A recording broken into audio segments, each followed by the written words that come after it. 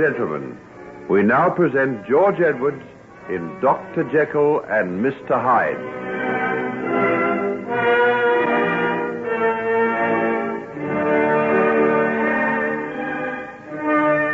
Mind you, I'd have knowed naught of all this I'm telling you if it hadn't have been for Billy Pedlar, who was coming home from market and heard the goings on.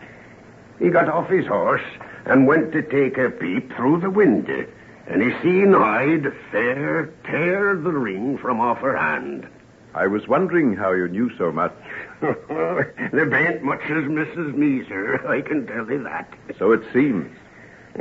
Speaking of finger rings, that be a right queer one you're wearing now, if you'll excuse me for remarking on it. Yes, it is rather unusual. It belonged to my father. Oh, did it now? I had a thought run through my head when I seen it, but I must have been mistaken. Why, what did you think? Well, Billy Pedlar told me about the ring that I took off the Widow Cole's hand. He'd seen her wearing it afore, you know, and I'd have sworn it were the same as you be wearing now. Yes, you're quite right. Hyde did wear it. I'd lent it to him for a while. Oh, and he were a friend of yours? Well, not exactly a friend, but I had a good deal to do with him. In a way, I was responsible for him. That's why I've come down here now to try and see what can be done to make up for what he did. It'll take more than the power of mortal man to undo what Hyde did. Oh, but I can do something, surely. Thurza's still alive, and young Sam... Aye, they be living, but there's a sight of bitterness and suffering that can't be wiped away. Maybe you don't know the full story. Then tell me. I know Hyde's side of it, but I'd like to hear another. Well, as I was saying, after Hyde had forced her to her knees afore him and made her beg his pardon, poor young Thurza run out of the house and down the road like one demented. She was smarting from the blows her ma had fetched her. And then there were the times she took the knife to Hyde. Well, she were sobbing and crying to herself as she run out of the place and didn't seem to rightly know what she were at. Billy Pedlar called to her, but she never heeded him nor stopped until she came to young Sam's place and banged on the door. Sam, let me in. Thurza, Lord of mercy, lass, what become of you? Oh, Sam. Oh, hush now, calm yourself and tell us what it's all about. Here, let me dry your eyes. Lord save us, what's this on your face? Did someone strike you? Mother, she beat me, Sam, something cruel. And why? Because I took to her about the way she's going on. I couldn't stand it any longer, Sam, and that's the truth. It's very shamed I be. And she struck you? With a pot stick. I be black and blue. Oh, I can see your face, poor lass. Come, let me bathe that cut above your eye and fetch you something to drink. No, I couldn't touch a thing. Oh, just to drink of milk or maybe some tea. 'Twill help to calm you. Come now, that's a good lass. Hester and Father be sitting in the kitchen. We'll go into them and tell them what it is that's happened to you. No. I shouldn't have come. I should have hid me shame. What'll your father say when he hears about it? Don't you take no notice of him. He's an old man with a bitter tongue. It's me you've got to take heed of, and I'll say you did right to come here. Where else should you go? I hadn't nowhere else. Since Mother's took to carrying on so brazen, there ain't hardly no one as'll speak to me. Oh, we'll change all that. You and me'll be wed. And I'd like to see the man or woman that scorned my wife. Come along now, don't be afeard. We'll tell the old man, and I'll not stand for any of his goings-on where you're concerned. Oh. What's the matter, lass? My wrist.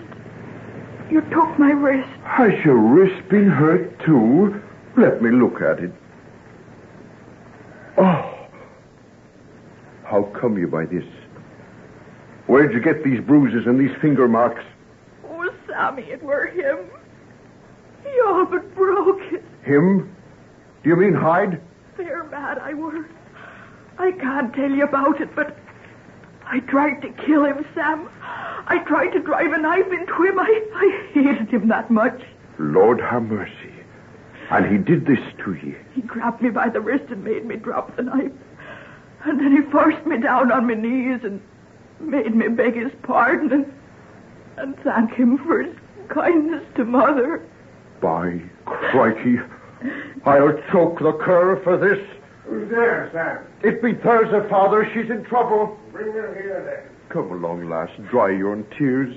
Hester'll take care of you. And I'll be off to deal with Hyde. Oh, look out for him, Sam.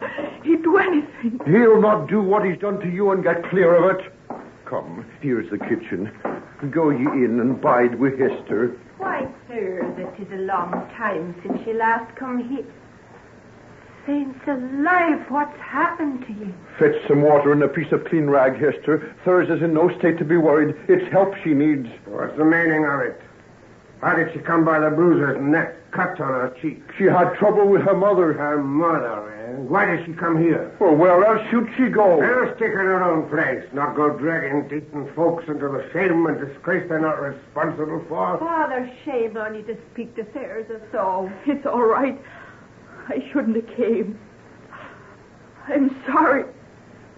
I'll go. Thurza, you stop where you are. No, Sam, I'll go. Not while I'm here. You won't. Then not a well at a pass. Would you let her go back to that house? Would you see what's been done to her? What's that got to do with me? It's got a lot to do with me. Thurza's my lass, and I'll not stand by and see her treated ill. Not by you nor anybody else. Then it's the worse for you. Because I'll not have one of her kind in my house so long as I'm Master Hyde. One of her kind? What do you mean? It's an ill bird that'll come out of that nest. Her father was a waster and a drunkard. And her mother? Ha! Well, let's say no more of her. Oh, stop it, stop. I never should have come here. And I'll go. You go after her, Sam, and fetch her back. If he does, I'll slam the door in both their faces. I'll take a chance on that. I'm going for Thurza. Father, ben't you ashamed of yourself? Speaking to the poor lass like that and her in such a pass. But who brought her to it? Is it her fault? Was she ever off with a decent, right-living, respectable girl, no matter what her mother might have done? There's bad blood in that brood now, and none of it in mine. You've never wanted Sam to marry her, and this suits you fine. It proves what I say. There's bad blood, and it'll show even though you wait till you're 40, like the widow Cole. And if Thurza ever comes to any wrong, it'll be you who helped to drive her there. Well, what's that you say? She's in mortal trouble, and you've driven her out, and you call yourself a Christian. You shut your mouth, girl. I have no child of mine talk to me that way. And I'll not stand by and see a poor lass driven out when she's so sore in need of help. You can get your own supper. I'm going off to help Sam find her and to bring her back. And that was the beginning of the old man's sickness. When they come back, they found him lying on the floor of his kitchen. And it were days afore he spoke, and he hasn't never set foot to the ground from that day to this. Oh, it were a black time all round that night, and all of it on account of that devil Hyde. Tell me. Didn't you say as Esther were coming down to see you sometime this evening? Yes. She promised she would when I was out at their place today. Well, she be coming now. Get her to tell you what happened that night out on the moors. She and Sam were there. She can tell you firsthand, which is more than I can do. I wonder, will she? Ask her. No, I'll go out of here and leave the two of you alone. It'll be easier for her that way. Well, good night to you, and thank you kindly for the baccy and the ale. Thank you for telling me so much. I'm very indebted to you. To me? For gossiping? I must tell me daughter that. I doubt if she'll believe it, though. Good night, sir. Good night, Jeremy. Good night.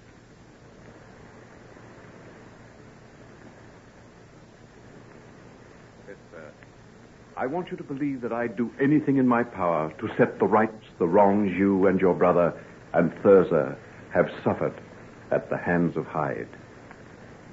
The blackest day in my whole life was when I first set eyes on his hideous form and face. Did you ever see the like of it? It fair made my blood run cold. Oh, how could Thurs's mother... Oh, well, that's all past and gone now. She's dead this 3 years past, and all her follies wear. Dead? Aye. She caught a chill that wild night we were searching on the moors for Thurza. Soaked to the bone she were. Naught we could do would make her come inside to cease to search. She were ill a long time after that, and never rightly got over it. And where was Thurza found? At the bottom of one of the old tin workings. She'd been there 2 days before Sam caught a glimpse of her. But how did she get there? The night were awful wild. I guess she didn't rightly know what she were about and stumbled as she ran along. She tried to save herself, poor lass, and hung on to a bit of a bush as she slipped down the side. That's how Sam got track of her. He seed it where it had pulled out by the roots, and he climbed down to look. But she wasn't killed. Not killed, but mortal hurt. Her back it were. She's lay like a log ever since. And Sam went off to South Africa. He never forgave his father for driving her out that night, and never a word has he spoken to him since. It's all but broke poor father's heart. He be a hard man, but Sam were his only son and the light of his eyes. Well, there's something I can do. I can bring Sam back from South Africa and give your father back his son. Aye, but what about poor Thurza? I'm a doctor, a surgeon. I've done many things to help people who've been crippled. I can't say till I've seen her, but it may be possible. To make her well again? Don't hope for too much, but perhaps I can do something. I'd go down on my knees and give thanks every day of my life if you could do something for Sam. It were that drove him off to South Africa as much as anything. He was set on marrying her, cripple or no cripple. And when she wouldn't hear of it, he couldn't stick the place no more. Very well, then. That is my task.